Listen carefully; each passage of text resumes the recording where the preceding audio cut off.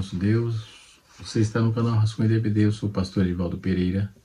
Nesta oportunidade estaremos comentando a lição de número 3 da classe dos jovens, né? Nós estamos estudando esse trimestre um assunto muito interessante, um assunto que realmente nos leva a pensar e nos leva também a refletir sobre a nossa vida espiritual, né? O assunto geral da nossa lição é na cova dos leões, o exemplo de fé e coragem de Daniel para o testemunho cristão em nossos dias. Então, o personagem central dessa lição é Daniel, né? Como já vimos, nós podemos observar o tanto quanto há de importante nessa lição. Nós vamos começar a tratar disso, né? O comentarista bebeu bastante dessa fonte, vou mostrar o livro, né? Panorama do Pensamento Cristão. Ele está com a roupagem nova, uma capa, aliás, nova. Não, só mudou a capa. Eu tenho ainda a primeira edição, tá? E ele usou bastante aqui dessa fonte. Realmente é um material muito interessante, uma obra muito boa, né, para tratar do assunto. Tem outras obras aqui, e agora como veremos, Nancy Pierce e vários outros autores que tratam dessa temática, ok? Mas nós vamos, a lição de número 3 tem como título Conservando os Valores e Guardando a Identidade. Nós vamos trabalhar dentro dessa questão, certo? Vamos trabalhar dentro dessa questão. O texto bíblico em classe está no capítulo, o texto principal está em Daniel, capítulo 1, verso 7. O texto nos diz assim: o chefe dos eunucos lhe pôs outro nome, a saber, Daniel, pôs o nome de Beltesazar, e Hananias, Sadraque e Misael de Mesaque, e o de Mesaque e Azarias de Abednego, ok? Nós vamos trabalhar um pouco essa questão dos costumes babilônicos, né? E Daniel resistiu a tudo aquilo e não se moldou a essas questões, tá certo? Quando se fala de Babilônia, aqui nós vamos falar de moral, de crença, prática, né? Modo vivendi, né? E assim sucessivamente. Então tem um compêndio de cultura aqui para ser tratado, né? Então, eu espero que os professores de jovens aproveitem bem, que é uma lição muito interessante e que sim nos leva a pensamentos interessantes, como não fazer. Nós observamos que nas crenças, nas práticas morais, né, nós vamos ver a cosmogonia e a cosmologia que foram tratadas foram tomadas de empréstimo quase por completo, né, dos sumérios, né? Existia uma grande quantidade de reis divinos, à frente dos quais estava Marduk, importante também eram também de Samas, o deus do sol, o deus da justiça, que está também representado pelo código de Hammurabi, e Ista, que é a deusa do amor e da guerra. Além desses, havia divindades dos mundos inferiores e alguns espíritos angelicais. Cada deus principal tinha um ou mais cidades, né, na Babilônia. Então, um grande templo, o qual diariamente se realizava sacrifício de animais, oferendas e libações, né? As crenças étnicas, morais dos babilônicos arrimavam aí a bondade e, na verdade, a lei, a ordem, a justiça, a liberdade e a sabedoria de aprendizado e nos valores dos atos morais, imorais, aliás, e pouco éticos, né? Eram considerados também como uma ofensas aos deuses, sentiam terror à morte, já não existia esperança de uma recompensa eterna para as pessoas honradas, né? E quando todos os destinados em inframundos, né, caso considerando aí isso, não é estranho que a obra mais popular da leitura babilônica seja a epopeia de Gilgamesh, centrado em uma angustiante e inútil busca de eternidade. Eu tenho até um material aqui, a epopeia de Gilgamesh, acabei, deve estar aqui atrás, lá para trás, bem lá atrás, né? Eu tenho esse material aqui e por certo eu joguei ele aqui para trás, né, da epopeia de Gilgamesh.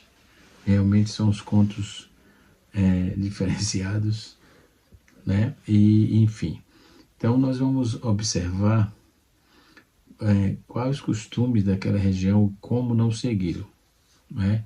Essa é a proposta que trago, né? E também vem instigando na nossa lição. Nós vamos observar que dentro dessa história da moda, que era a indumentária que eles usavam também, ok? Na lição nós temos 3 tópicos. O primeiro tópico é o hebreu na universalidade da Babilônia. Segundo tópico, a relativização de valores e construção, né, de identidades. E o terceiro tópico, ensaios para hoje, né? Ensaios para hoje. A Universidade da Babilônia, o rei ordenou às penais, oficial da corte, que os jovens recém-chegados deveriam ser instruídos sobre a cultura e a língua dos caldeus ao longo de 3 anos. Então ele determinou que os jovens que tinham recém-chegado lá, Daniel, Sadraque, Mesaque e Abednego, estavam junto, e eles já tinham mudado o nome nesse caso, né? Então não era mera generosidade esse método, fazia parte da estratégia de Nabucodonosor de incorporar aí os povos conquistados ao seu serviço real. Concluindo o curso de imersão, eles também teriam um emprego garantido e aprovado no teste final. Isso parecia uma grande oportunidade para Daniel, né? E seus amigos cresceram academicamente, profissionalmente, no novo mundo, após terem sido selecionados para vestibulares babilônicos, demonstrando aí conhecimento suficiente. Os 4 jovens estavam sendo matriculados na Universidade da Babilônia, onde seriam treinados na nova cultura e nos costumes, segundo os padrões da época. O programa de estudo era abrangente, envolvendo todas as letras e sabedorias. Teria aulas de matemática, ciência, astronomia, navegação, política, história, geografia, religião, certamente, né? E nós temos o ensino dos caldeus. Qual era o ensino dos caldeus? Eles possuíam um padrão de ensino, né? Possuíam um padrão de ensino desenvolvido, né? Foram prisioneiros pioneiros nos estudos da astronomia, responsável pelo avanço da matemática, também dominava a escrita cuneiforme, usada para registrar leis, eventos, né? Negócios. Então, esses eventos históricos, por outro lado, o ensino caldeu também impregnado de astrologia, misticismo, formando seus magos e encantadores e feiticeiros, conforme está escrito em Daniel, capítulo 2, versículo número 2.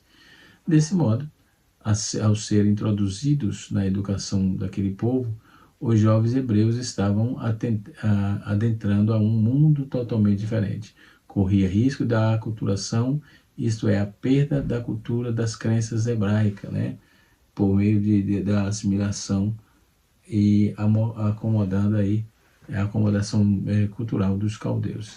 Nos dias odiernos não está diferente, né? Nessas escolas que tem hoje, nessas questões de esquerda, esse disfarçado socialismo, que de socialismo não tem absolutamente nada, não é? Na verdade, são imposições. Então, esse sistema de escola, não é? Onde a promiscuidade é ensinada, onde a promiscuidade é aplaudida, não é? Então, os pais devem tomar cuidado disso. Tá? Quando falamos da Babilônia, nós temos que lembrar de Hammurabi, Código de Hammurabi, cujas leis, eu resumo, ele surge ao mesmo princípio, né? Ouro por ouro, dente por dente, né? Os babilônicos surgiu nesse período 1990 a.C. a 1600. Então, os babilônios estabelecem-se na região ocupada pelos sumérios e aos poucos foram conquistando diversas cidades e tal. Então, o povo babilônico era muito avançado para a sua época, demonstrando grandes conhecimentos em arquitetura, agricultura, astronomia, direito, isso também já trouxe. Então, Hammurabi foi o primeiro rei conhecido a codificar a lei, utilizando, no caso, a escrita cuneiforme, escrevendo suas leis em tábuas de pedras, de barro cozido, aliás, e descobriu-se a cultura babilônica influenciou muitos aspectos da cultura moderna, com a divisão do dia 24, de 24 horas, por exemplo, de 60 minutos e daí por diante. Então, tudo aconteceu lá na Babilônia. Também podemos destacar aqui a ação do imperador Nabucodonosor, que reinou entre os anos de 612 a 539 a.C., durante seu reinado, o seu governo, a civilização babilônica, ela vivenciou um auge do desenvolvimento arquitetônico,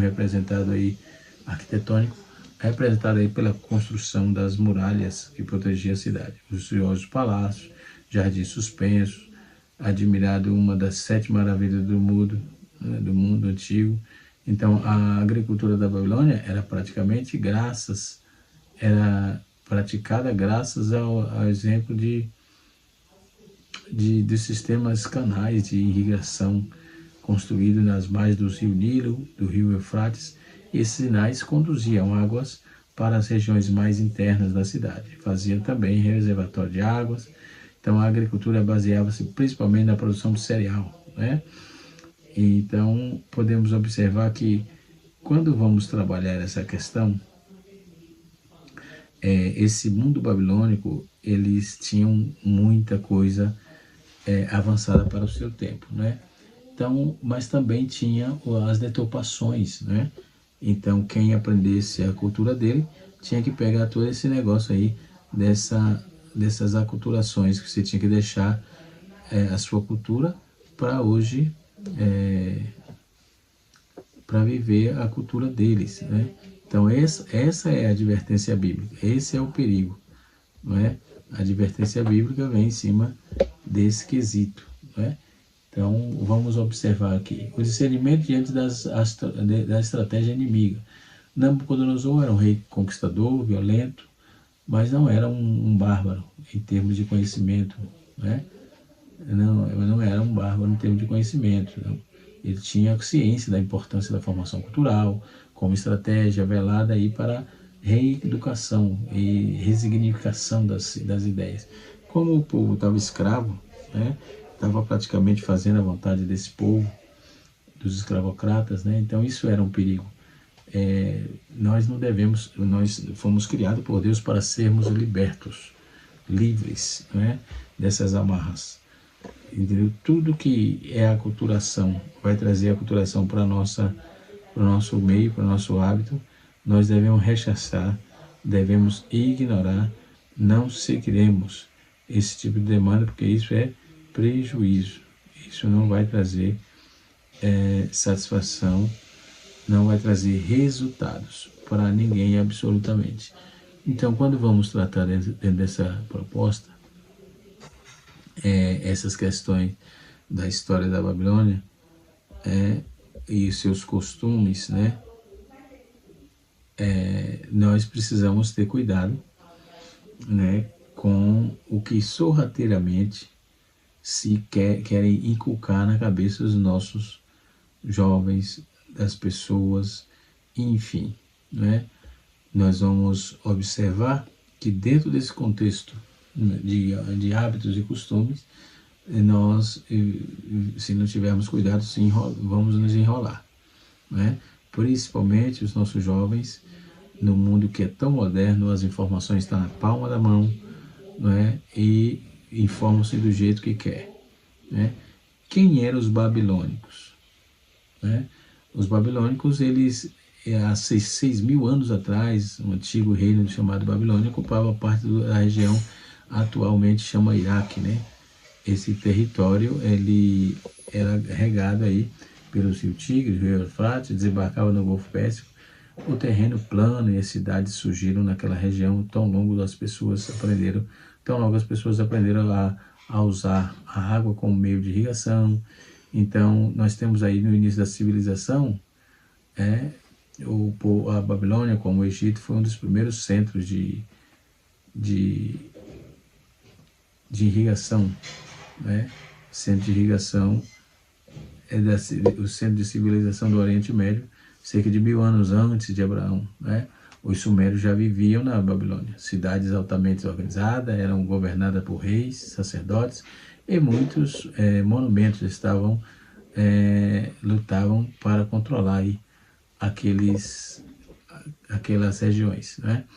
E podemos observar que dentro desses parâmetros, desses costumes babilônicos, a maior parte deles não serve para os dias de hoje, para a igreja, para o povo, não é? Não serve. Não serve porque vai deturpar. Tem bastante coisa que eram equivocadas naqueles tempos, né? Os templos eram construídos em plataformas de tijolos que transformavam em torre de vários andares. Cada novo andar um pouco menor do que o anterior. Então, chegando aí à altura de 50 metros, altura de 50 metros, que é os zigurates, por exemplo. Adoradores traziam estátuas de pedra, feitos com esmero, né, muito esforço, esperavam ser lembrados aí pelos deuses artesãos, trabalhavam trabalhavam com metais e etc e tal. Então, podemos ver que era uma cultura totalmente diferente, desde a cultura no quesito de alimentação também, e dos seus modos, e usando o paganismo em alta escala, né? A Babilônia e o Egito foram os primeiros centros, né, que vimos, e dentro dessa questão, eles se evoluíram também na escrita. Tem muita coisa que temos hoje que foi desenvolvido naquela região, né? O poder da cidade de Babilônia foi uma potência, né? Em breve, uma potência muito grande, né? Na verdade, uma potência de um breve período da época de Hammurabi, né? Cerca de o ano aqui, como é muito remoto, não batemos martelo, 720 a 790, 790 a 720, 1720, aliás, a 1790 antes de Cristo, né? Que se ouvia falar, e era a pauta daqueles dias, né? Entre os sumérios. Então, só o reino que compreendia aí o restante da Babilônia, o rei da Síria, não durou muito, né? Após a morte de Hammurabi, Babilônia dominou o Oriente Próximo, que é considerado como AOP, né? Antigo Oriente Próximo, por um breve período aí de grande fama, notoriedade, após a queda da Síria em 612, né? A Babilônia assumiu o controle de toda a área, desde o Golfo Pérsico até a fronteira do Egito, em 605. Nabucodonosor, de 605 a 562. Ele derrotou o faraó Neco em Carquemes, e seus sucessores mantiveram o domínio com algumas campanhas para suprimir rebeldes e proteger suas fronteiras e tal. Então, o rei Nabonido, por exemplo, que passou de 555 a 539, viveu no norte da Arábia por 10 anos, provavelmente um dos motivos religiosos, deixando o reino nas mãos de seu filho Belsazar. Isso Daniel vai fazer essa alusão. Então, Judá ficou sujeita aos detalhes de Carquemes, a batalha de Carquemes, né? depois da Batalha de Caquemes, com mais alguns anos. O rei Joaquim rebelou-se e o exército de Nabucodonosor marchou contra Judá e sitiou Jerusalém, né? O novo rei Joaquim foi levado prisioneiro à Babilônia, como que eles foram aí levados pelo cidadão, né? E estava escrita de cuneiforme, estava as reações destinadas à sua família, né? O cerco juntamente com a data de 15 a 16 de março de 597 a.C. foi registrado na Crônica Babilônica, né? O rei da Babilônia marchou para o oeste e sitiou a cidade de Judá e o capturou segundo o dia de Adar. E ele prometeu o rei e apontou um governador, né? 10 anos depois, Nabucodonosor retorna, porque Zedequias, rei escolhido por ele, havia rebelado. Desta vez os babilônios destruíram Jerusalém e o seu tempo foi levado e levaram quase todo o povo para a Babilônia. Babilônia de Nabucodonosor tem outra característica: os exilados de Judá foram levados para a grande cidade de Babilônia, que Nabucodonosor construíra, um centro da cidade, era protegido por um fosso lago, muralhas duplas, né, que media cerca de 3,7 metros de espessura, com espaço para uma estrada militar das 8 grandes portas, a porta de Estar, construída em honra do deus babilônio Marduk, é o mais conhecido também atualmente, não é? A porta era decorada com fileiras alternadas de ouro, símbolo de Haddad, e o deus Promissão, né? Esse era levado a estátua de Deus na festa do Ano Novo, né? Então, em 539 começou a decair a queda da Babilônia. Apesar de toda a glória, o Império Babilônico durou menos de um século, né? O exército de Ciro, o persa, tomou a Babilônia no ano 539. Essa é um pouco do resumo da história dos povos babilônicos, né? Da história dos povos babilônicos. Na nossa lição, ainda, no tópico de número 2, fala sobre a relativização dos valores demonstrado, a desconstrução das identidades. Isso tem acontecido hoje com grupos totalmente anomálicos, né?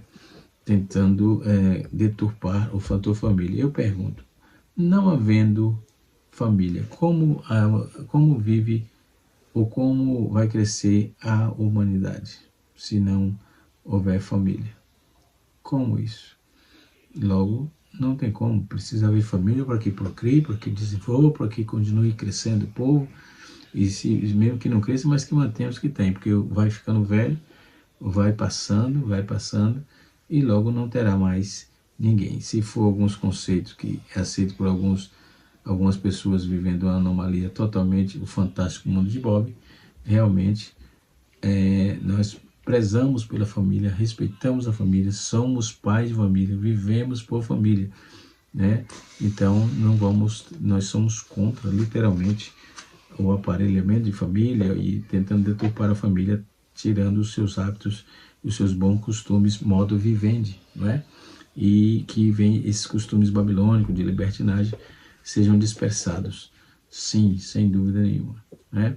Então a civilização babilônica, por ser uma cultura antiga, AOP no caso, Antigo Oriente Próximo no caso, então as características de lá habitaram a Mesopotâmia asiática, fundaram cidades como a cidade da Babilônia, nas margens do rio Eufrates, né? Criaram império paleobabilônico, o império também de neobabilônico, né? Com estados teocráticos centralizados. Organizaram legalmente sua cidade em categorias nobres, homens livres e escravos. Tiveram 2 imperadores importantes que influenciaram a história política de toda a região: Hammurabi e Nabucodonosor. Hammurabi é mais destacado ainda, né, do que o Nabucodonosor. Basear a sua economia, cultura, no comércio e na contribuição de imposto. Desenvolveu seu conhecimento astronômico, matemático e foi utilizado por outras culturas posteriormente, né? Então, em parte, a Babilônia é boa, mas os seus hábitos, principalmente religiosos, são totalmente libidinosos, que não nos agrega, não ajuda em nada, né? A origem desse povo se deu de 2100 a 792 o povo de origem semita chegou à região da Mesopotâmia, fundou cidade, como já disse, né? O Império Paleo-Babilônico, ele durou de 1792 a 1500, né? Hammurabi subiu como sexto rei daquela dinastia, e ao conquistar cidades assírias, por exemplo, reedificar a cidade suméria, sob o seu comando, formou um império, que atualmente é chamado de Império Paleo-Babilônico, né? Que deu seu reinado. Durante seu reinado, Hammurabi estabeleceu um conjunto de leis escritas, conhecido como Código de Hammurabi, e impôs culto a Marduk, divindade da Babilônia, como o principal deus do panteão mesobabilônico. Estabeleceu o acadiano, uma língua oficial dentro do império, né?